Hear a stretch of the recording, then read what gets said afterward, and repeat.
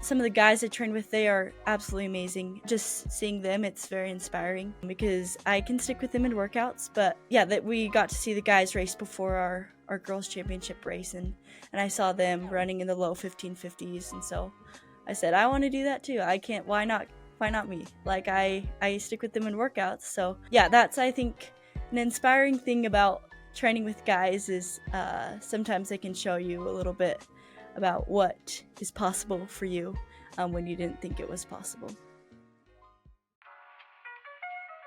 That was Jane Hedengren today on the Running Effect podcast. I'm your host, Dominics, and I'm so thrilled you've clicked on today's episode and conversation, because if you follow the sport of running, and specifically high school running, and specifically female high school running, Jane had a dominant cross-country season. Jane won NXN in one of the most stacked fields of all time by over 40 seconds, which was remarkable to hear. And 2 weeks previous at the NXR regional meet, she ran a 1550 in the 5K, which was the fastest 5K ever in a high school girls cross country race. She holds PRs of 9:45.44 in the 3200, 4:35.69 in the mile, 4:17 in the 1500, and 2:07.85 in the 800. She's won 2 state titles and 1 national title, that NXN one, as I just mentioned. But the cool thing about her story in today's conversation specifically is that if you followed it, you would think that she had the perfect linear path to the national championship and to a time like 1550.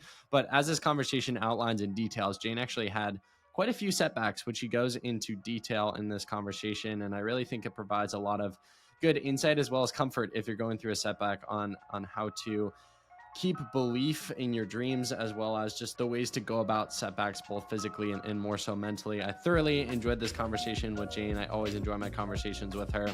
She's truly a monumental and historic high school athlete. So anytime I get to pick her brain and hear about her journey, her mindset, her training, the whole 9 yards, it's always a privilege. So I'm confident you guys are going to enjoy this one. And if you do enjoy it, please consider sharing the podcast with a friend, a family member, a teammate.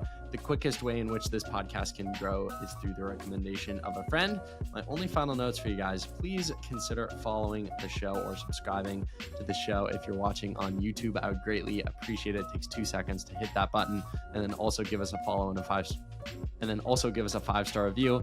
If you don't mind doing so, it takes 5 seconds to hit that button as well. With all those notes aside, I hope you all enjoy this conversation with the one and only Jane Hedengren. Jane Hedengren, welcome back to the Running Effect podcast, this time with a national championship to your name. First of all, congratulations, and how are you doing this afternoon? I'm doing well. Thank you so much for having me. We're recording this almost exactly a month after you won NXN, and of course, it would have been cool to talk to you that day and do a podcast on Glendoveer, I'm sure, but I almost feel like there's some benefit of waiting a little bit and letting it all digest and soak in. So for you, a month later, a month removed from the national championship, what are the thoughts, feelings, and reflections from that day? Yeah, that's a great question. It was such a fantastic day, such a fantastic weekend, and a fantastic event.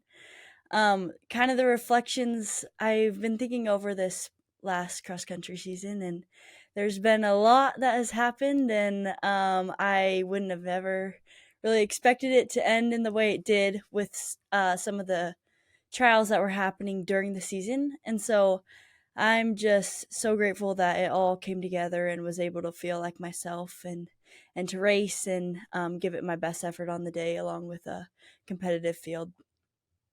I'm trying to think the last time I had you on the podcast, and I know that, of course, for someone of your caliber, a national championship is always the goal and always a big reason of why you train, how hard you train. But if I had talked with you intently going into the cross country season, would you have said winning NXN was the goal, and how much did you believe that versus that kind of self delusion that every high key athlete has to have in terms of thinking about championship races? Yeah, absolutely. Definitely. If you talked to me in June or July, I would have absolutely said being an NXN champion was my goal and my intention. And then, yeah, as kind of the months progressed, that was still kind of what I was shooting for and still thought I had it in me, but we just were trying to figure out some health difficulties and seeing if I could even continue to race and feel strong. So, yeah, just kind of a lot to evaluate, but definitely was my intention for this season. We talked going into the Brooks PR meet. So recapping that race a little bit, because I know it was one of your last races before the cross season. You won the girls 2 mile, if I'm not mistaken. Is that correct? Yes. Yeah, Yeah. two Oh, mile. sorry. Second place. Yeah. Second place. Mhm. And going back, I remember at the meet asking you, oh, why'd you do the 2 mile? Because you crushed it the year before in the mile, and that was like kind of your coming out party. And I remember this past year being like, congratulations. And then you said, you were like, I didn't even think I was going to be able to race. I was like about to go to the emergency room or something. Tell the story for the people on the podcast, because I think the people there that day, as well as watching at home, seeing you play second, run a super fast time, would have thought, oh, perfect preparation and day leading into that. But that was far from the case, as I came to find out in Seattle. Yeah, so morning of the travel day, so the day prior to the race, I woke up, my throat was a little scratchy and wasn't feeling so good. I kind of just wanted to push it off and be like, no, I'm fine. It's just maybe some allergies. It was time of year for that around the springtime. So, but then as the day progressed, I was not feeling great. And so, um, later in the day, I found out that my teammate, Lily Alder, she had strep throat, and we had been together that Saturday evening prior to the travel day Monday. So initially, I thought I had strep throat. And so that like evening ish, we went to urgent care to kind of just see what I had, see if it was strep. Because I wasn't feeling well. Shakeout went pretty poorly that day. And was just trying to evaluate some different things and see if I was good to go for the race. And so we went to urgent care that evening, missed dinner with the athletes and presentation that they always do. Um, and I did not have strep throat. I did have a fever of 102, but we were trying to kind of figure out what was going on and get some different tests done to see if it was COVID or a few different things. Never found out what it was, but it ended up lasting so long, like actually a month. But Wow.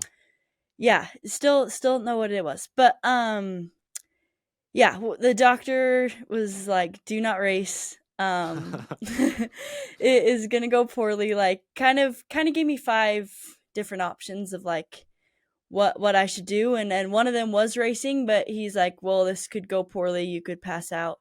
Kind of an extreme, I'd say, but yeah, I just it was pretty sad, but just wanted to evaluate and see how I was doing the next day. And I woke up feeling not great still. Heart rate was very high, resting heart rate. But wanted to was there for the event and wanted to give it my best shot because I love competing and just want to see what I could do and if it ended up going poorly that would have been okay too. So yeah, was just kind of going in expectation free. And what time did you end up running? Wasn't it like high 940s, low 950s? I believe I was 9:48. Yeah, that's crazy. How shocked were you crossing the finish line? Like second place, new PR, if I'm not mistaken. Yeah, I wasn't so shocked. That wasn't what I wanted to do. But with some of the circumstances, kind of had to adjust race plan. Um, but yeah, definitely wasn't up to the standard I wanted to hit for postseason, but was still happy to run away with somewhat of a decent race. So. What were the overall reflections from the track season, including Brooks in this, but larger, the whole track season as a whole? And how do you feel like that, um, as you were sitting down in reflection of the track season, how do you think that influenced your goals for the upcoming cross season, which was, this past season? hmm That's a great question. So I was proud of the training I was able to hold throughout pretty much the whole track season and that I wasn't injured or sick for a lot of it. So that was fantastic. And then at the just that little blip at the end of the season where I got sick right before some big competitions, that was disappointing, but I knew that I was still fit and that could still like that work wasn't lost. And that could translate into cross country fitness as well because I was able to run some good times like at my state meet or the BYU Invitational, just a local invitational in Utah. And so somewhat disappointed, but looking forward to the future and hopefully being able to show off some of that fitness because it didn't align perfectly with the sickness that I got just towards that postseason end. Yeah, having things like sickness pop up or those different setbacks, what are the lessons you've learned in terms of overcoming setbacks? And what would be some advice to the listener out there?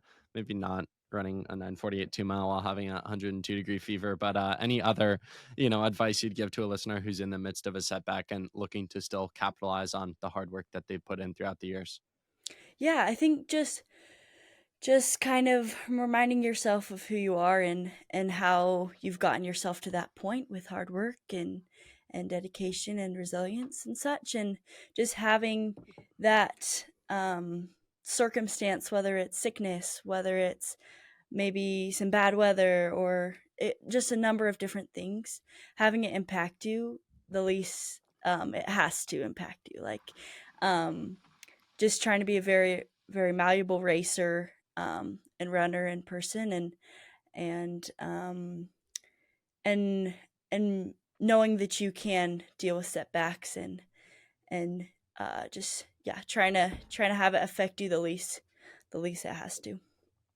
You mentioned a few minutes ago to me that that sickness that you first experienced at Brooks PR kind of lingered, for like the next month or so. How did that affect the start of cross country training? And can you take me through that like summer training block that led up and built the foundation for the successful season that you ended up having?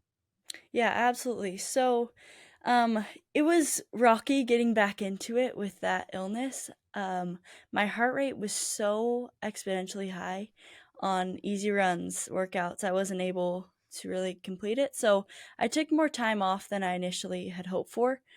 Um, but yeah, it was just odd. Like I wasn't still sick, but it just affected my heart rate so much. And I after talking to one of my mentors and Nike Elite coach, Julie Benson, she had heard of some different athletes and some of her professionals having something similar, and no one really knows what it is or was. So just trying to stay patient throughout that and lean into how I was feeling and my heart rate and taking that into consideration and not just trying to push through because I was only digging myself deeper. Was there a particular like workout or training week in the summer that you felt like the momentum switched and you're like, okay, old Jane is back, let's get back to acquiring some fitness that I've never seen before? Yeah, maybe in like mid July. Like I don't know if there was a certain switch, but like I just started feeling gradually a little bit better. Easy runs didn't feel like tempos. And my heart rate kind of settled down a little bit. So that was super rewarding, being able to start doing a few workouts and feeling more like myself. Going into the cross season, so you mentioned to me early on in this conversation, I kind of asked you the question about believing if you could win NXN going into the season, but then obviously something like the sickness happens where training is not necessarily how you would want it to be or envision it to be. Did the sickness at all affect your belief in yourself, or and if it didn't, how did you maintain that belief through those setbacks that December's a long ways away, let's just keep getting better every single day, this hopefully won't last another 6 months, like I got it, I'm okay? Yeah, so it was definitely tough because it was like for that period of sickness and illness that lasted for like a month, um, spanning from like June to like mid July. But then there were just some other kind of tricky things that happened right around August and such. And like again, I was just feeling weird. I actually got like a concussion and then like COVID and a few other things. And I think, and school was starting then. So I think the combination of quite a few stressors on the body really took a toll on my body. And so for like spanning from September to like, October, like November, October area, I was not feeling like myself at all. So just was trying to stay patient and that and realize that God has a plan for me. And yeah, I mean, there was a lot of workouts where they were just so discouraging, and I would get dropped and by yeah by individuals on my team that I love so much, but that usually I can Would stick not with. be doing And the dropping. yeah, totally. Yeah, I'll say it for So you. um and so yeah, some cool downs I started, I was just pretty discouraged, but then throughout it was kind of reminding myself of like, okay, this is, I need to have some patience, I need to give myself some grace. Because it was odd, I didn't feel like myself, but I also felt like I was doing the things within my control. And so sometimes you just got to be patient, and realize life goes on, and there's a season for everything, whether that's discouragement or joy or success and all that. So just trying to balance all through that. For you, obviously, there's the mental toll, or excuse me, there's a physical toll that all these things have on you, like a concussion, a sickness, some of the different factors that you mentioned. But I'm curious to hear about it from the mental toll. Like, I gotta imagine that it's absolutely exhausting experiencing setback after setback, and probably telling yourself, like, this is gonna be the last one. When I get over this, like, training is gonna resume. It's gonna be smooth. Like, I got time. It's okay. But then thing after thing keeps happening, as you kind of mentioned there. What was your mental state during that time, and how'd you try to keep good mental health during that time when I imagine it was probably, as you said, like very, very discouraging? Yeah. So I definitely tried to lean into other areas of my life because it was discouraging, especially because when I felt like in the past where I could put in some extra recovery time, or yeah, just try to really get myself feeling good again, maybe taking some rest from training. None of that was helping.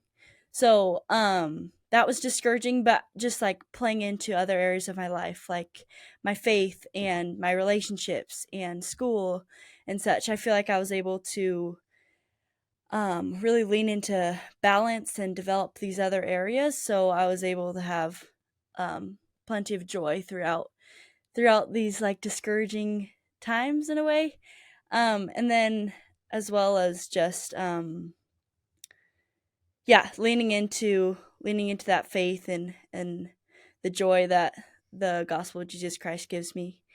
Um, and throughout the days, just consulting with my coach of like, okay, this isn't normal, but like I can do setbacks, and I feel like I've had a little bit of a unique experience in high school, in a little bit of a way that I have dealt with like quite a few odd like setbacks, which everyone deals with setbacks, but it's kind of odd how back to back sometimes they are, especially around bigger events. So um, I think just realizing that, and trying to view these setbacks through a lens of opportunity, um, and realizing that this rough terrain right now can be seen as an opportunity and even a blessing, because this the hardships and trials are growing me as a person, and that's exactly what I want heading into college.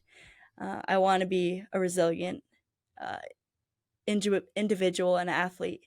So yeah, kind of trying to see these hard things as through the lens of opportunity and bettering myself. Such good wisdom in that. Oh, so good. Something I do want to ask you about.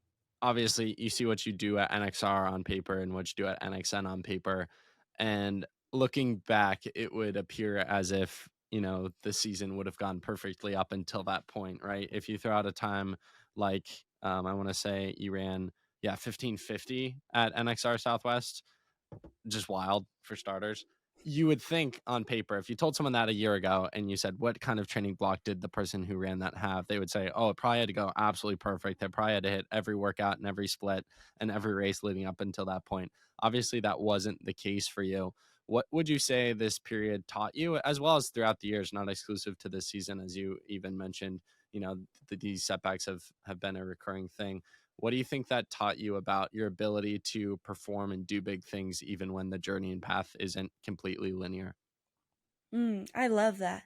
Yeah, and this season, in a way, looking through my training, was probably one of the worst seasons. Like, because we just had to go lower volume. We couldn't cross train as much. We couldn't hit workouts. I was getting dropped in workouts. Um, and in a way as well, I wasn't doing all the small things within recovery as well, because it didn't make a difference with how my legs were feeling, and that's something on my part that I need to work on. And but yeah, it was discouraging. So um but just realizing it's more about like being an adaptable athlete in person, in a way like that it's really taught me the importance of being adaptable, being malleable, through trials, through races, um, and how much your mindset has an impact on performance. Um, because the training wasn't great. It really wasn't. So and I was still doing able to do somewhat normal training, but yeah, looking at it, it wasn't the perfect block. So just kind of again doing what you can with what you can do and what you got. So 1550 on paper, did that ever seem realistic before going into NXR Southwest, or did you completely surprise yourself like the rest of the world on the day? I don't like to like look into times or have time goals, especially for cross country. So definitely didn't really surprise me, especially since some of the guys I train with, they are absolutely amazing. But just seeing them, it's very inspiring, because I can stick with them in workouts. But uh, yeah, that we got to see the guys race before our girls championship race, and I saw them running in the low 1550s, and so I said I want to do that too. I can't. Why not? Why not me? Like I stick with them in workouts. So yeah, that's I think an inspiring thing about training with guys is sometimes they can show you a little bit about what is possible for you, when you didn't think it was possible. That was the fastest 5K ever in a high school girls cross country race. What did that mean to you to win that title? Obviously, you win the NXR Southwest title, but then you create a little bit of time history in the mix with it as well. Yeah, I think the course is a great opportunity to run fast, right? So that definitely has a part in it. But I think what's more meaningful is just looking at the season and how I was able to combat challenges and work through those and have patience and realize life goes on throughout those moments, and then that got me then to a place where I was feeling better and then able to perform at more of the level I would have liked. So In terms of confidence, what do you feel like running that did for you going into nationals, both winning as dominantly as you did, as well as a time like that? mm. Yeah, I feel like I was a little surprised to um of how much I beat the field by with such a competitive field. So that specifically gave me some confidence going into nationals, because those girls are amazing and work so hard. But yeah, time wise, like I feel like you can't really compare course to course and conditions. So more was looking at the race with confidence the from the time between the competitors and how much I was able to win by on that day. 2 weeks before NXR and NXN, right? Or was it just one for your region? Yeah, 2 weeks. Yep. 2 weeks. So, what were you doing both physically and mentally in those 2 weeks? Please tell me not getting a fever. No, luckily I was able to stay really healthy. So, yeah, just kind of same old training, nothing crazy, just doing what I'm doing and trying to enjoy the process um yeah, spread some hopefully some light and some charity throughout it all. What did that week, not leading into NXN, look like, but between like NXR Southwest and then the following Saturday, roughly look like for you? Is that a period where you were like, okay, let's get the legs right, just ran hard? Or was it like, okay, we can still squeeze a little bit of extra fitness before NXN? Let's continue to hit it hard before like tapering in a week. Mm-hmm. Definitely was able to do a few like key workouts um that week right after NXR, because my legs were feeling fresh, and I think that again this season and how it sort of played out in the way it did with some of the rough patches and in a way like almost a taper throughout some random months, like through September and October just because I couldn't complete the training properly, was allowed me to feel really fresh heading into NXR and NXN. So that was a huge blessing in disguise, because I was able to hit some great workouts following that NXR race, and still be feeling fresh and like full of run towards postseason, which is like sort of unique. Like I feel like in past years, sometimes by the end, I'm tired and sort of tapering off, but yeah, was able to still have some pop in my legs. Obviously, you run as dominantly as you did at the regional meet. The target's going to be on your back a little bit heading into nationals. How did you deal with that pressure, and what was your overall mindset going into NXN? And how much do you feel like the adversity and setbacks gave you the mindset of like, I have nothing to lose, I'm just happy to be here? Yeah, yeah, I love how you said that you have nothing to lose and like everything to gain, because it was my first time at NXN, and so that was in itself a unique opportunity to check out the course and to race against the competitive field. So yeah, kind of seeing the pressure as a blessing, and that I was coming back into myself, and um, I just love competing. It's so fun to me, and so was really looking forward to the opportunity to toe the line with some of the best in the nation at NXN. Something like the rain, how familiar are you with it in Utah, and how did you mentally and maybe physically, I don't know, prepare yourself for the adverse conditions that almost inevitably present themselves every first Saturday of December at Glendoveer Golf Course? Yeah, so I've never raced in anything like that, but definitely have trained in some rain and cold. So was nothing new coming from Utah. We were kind of experiencing some of the same chilliness around like low 30s. And so yeah, again, you just kind of try to do what you can on the day and have it impact you as least it can, and be willing to be adaptable. And so I was excited for the weather. I feel like I could have handled anything thrown my way, um, and it definitely made for some fun photos, and like just great true cross country conditions. Take me through the race, start to finish. What was your plan, and how'd you ultimately end up executing it? Yeah, so I kind of have tentative plans coming into races because I like to be in the race and adapt to things going on, which people have lots of different ways of doing it, and so yeah. But my initial plan was to stick with the pack, and with about at least a K to go. Like if I was still in the pack with a K to go, that's where I needed to make my final push. Um, but yeah, trying to feel out the race and see how just everyone responded and such.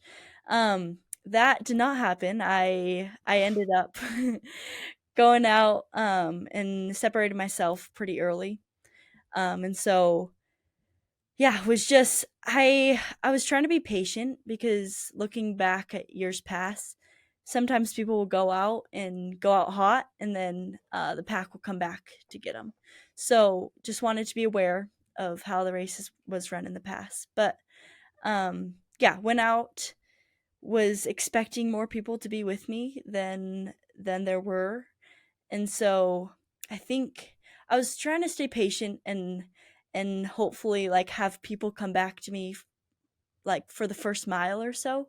But then I realized like I had separated myself a little bit. And then right around 2K, I was like, okay, people aren't coming back to me today, and that's okay. So I just need to keep pushing. And that's when at 2K, I really tried to open it up, and separate my gap at that point, and really try to, um, yeah, put the herd on the field, and run my own race for that day. So yeah, coming in just a tentative plan to stick with the pack and kind of feel out the race. Didn't end up going out that way, and took it from the beginning, but was still trying to stay patient and within myself, and then like ramp it up as the race went on, and have a good hard effort on the day. Very practical question. First question for you. How cold were you right after the race? So cold. I have never been in a race thinking about how cold I was. So that was new. But yeah, it was freezing. The more serious question that I actually want to ask you is what were the emotions when you crossed the finish line and when did it soak in within the race? Yeah, you were winning by so much. At what point were you like, okay, I think I have this? And then crossing the finish line and actually validating that feeling, what was that like for you? So I try not to look behind me throughout my races and kind of just have my eyes forward on what I'm trying to accomplish and putting down my best effort. But I did look like there's a cool spot in the course around like sort of around a K left where it gives you the opportunity to look back and easily. So I saw then that I had opened up quite a large margin between me and second place. And so that last K just felt like a total victory lap. And because I knew I was still running within myself and felt very strong. And so I was able to just really enjoy it, take it all in with the fans and the conditions and the course and everything. And yeah, coming down that home stretch was incredible. Like, because I feel like I had visioned that sort of in a way the days leading up to the race of I really want to be coming down this last home stretch feeling strong and hopefully in a good spot to finish. So it was just very surreal that I was able to kind of race it the way I did and have a little bit of a gap coming into the finish and was yeah just really trying to soak it all up and enjoy my time. National champion. What does it mean to you? So much. I think again, like I've repeated in this conversation, just uh have I'm just so glad that there were those moments throughout the season that further taught me how important patience is. Patience in God's plan and patience in what you want to accomplish um and in your vision. And so I I'm just so grateful that things worked out the way they did, and that I'm feeling more like myself again, and was able to learn some of those lessons of patience and even if I wasn't able to have a strong postseason, that's okay. Like I just have so much faith in God's plan and where He wants me to be and His vision for me. So I trust in that, and I know He knows far more than I do.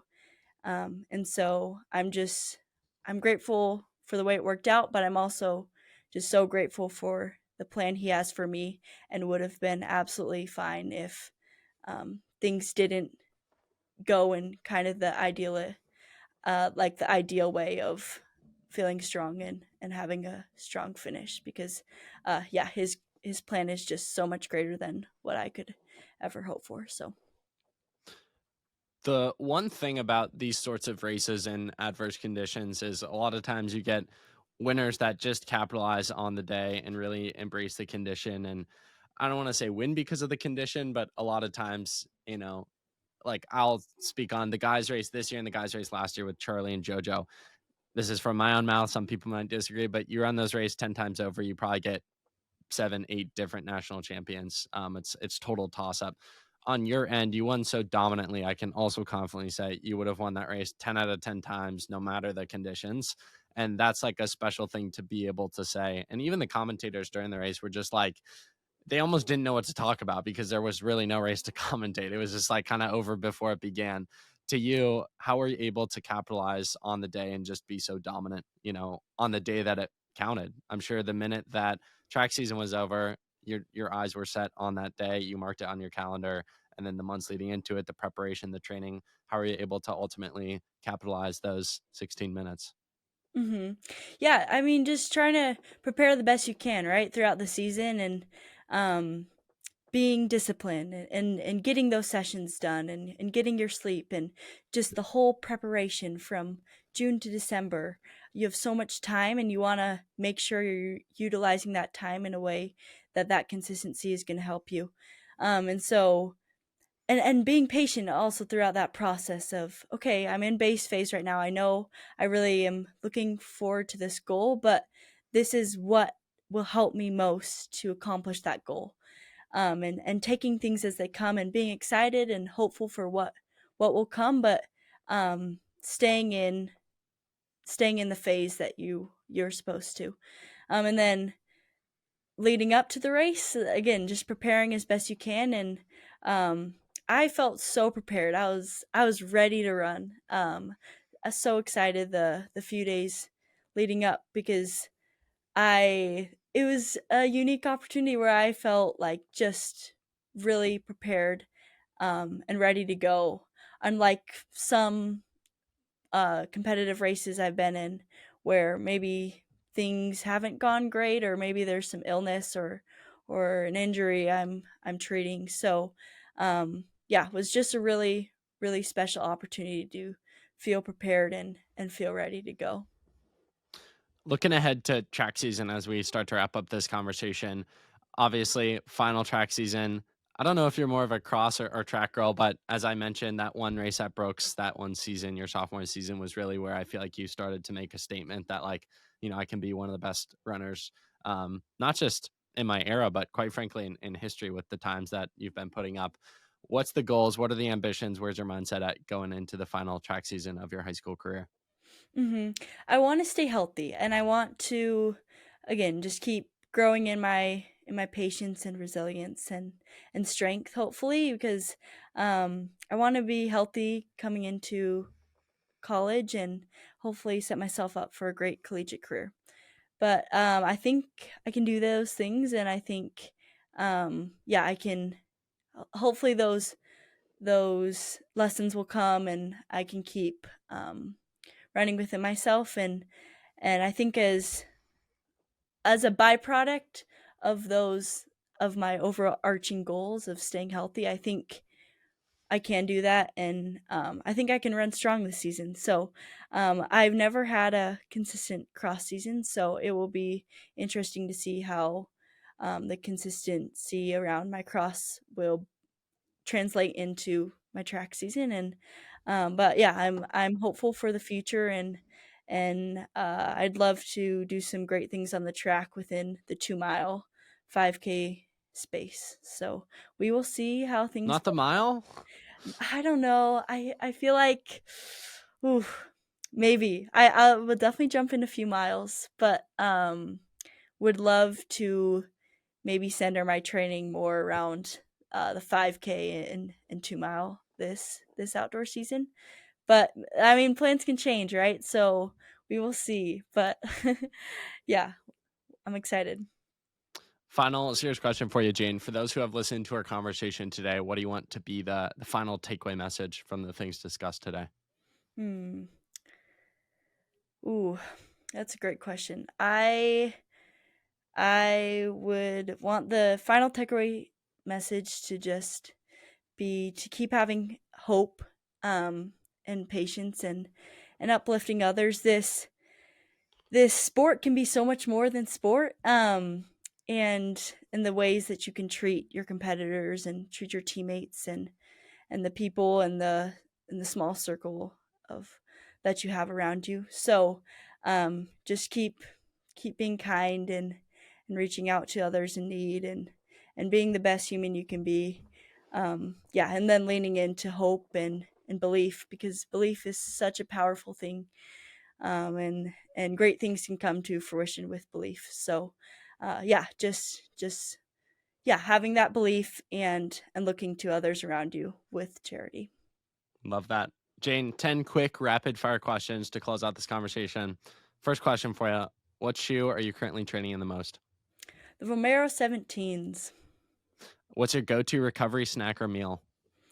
Ooh, probably like fruit for a recovery snack.